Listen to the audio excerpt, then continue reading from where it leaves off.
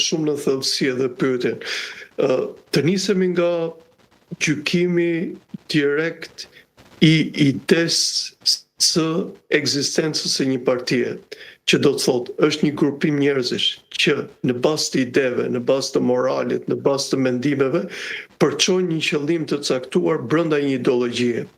Po ta shikoni me kujdes, nga çaret që janë bërë në vite tek vetvendosja, për shumë në rastin e vetvendosjes, ti arrin të kuptosh që kjo lëvizje ka kohë që ka humbur sensin e një force mirëfilli politike që respekton demokracinë e brendshme.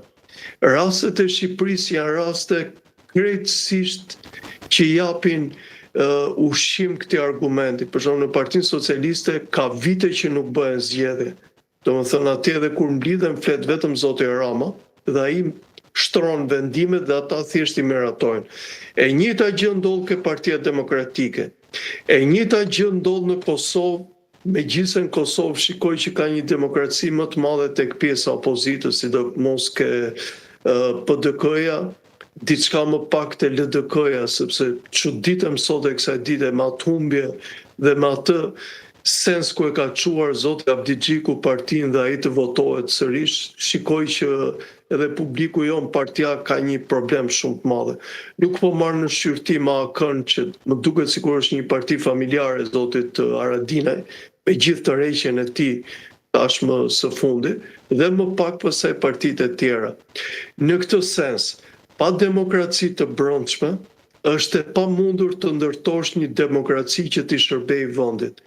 Po ta keni parë me kujdes, demokracitë e brendshme të partive tona mungojnë krejtësisht. Tashmë në Shqipëri është imediate për shembull që të krijohet një ligj i ri për partitë politike i cili të respektohet, i cili t'i japi mundësi zhvillimit politik të vendit. Po nuk pati zhvillim brenda një partie, nuk mund të ketë zhvillim brenda një vendi.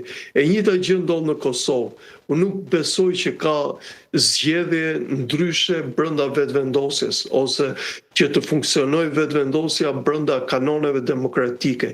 Ashtu pas dhe ke LDK-ja, nuk është megjithëse bën kuvendin e tyre, nuk pash një rrugë demokratike që këta individ të cilët me atë humbje që pësuan të votë besonin prapë zotin Abdigjiku, tregon o nuk e njohin demokracinë fare, o nuk duan të vinë në pushtet.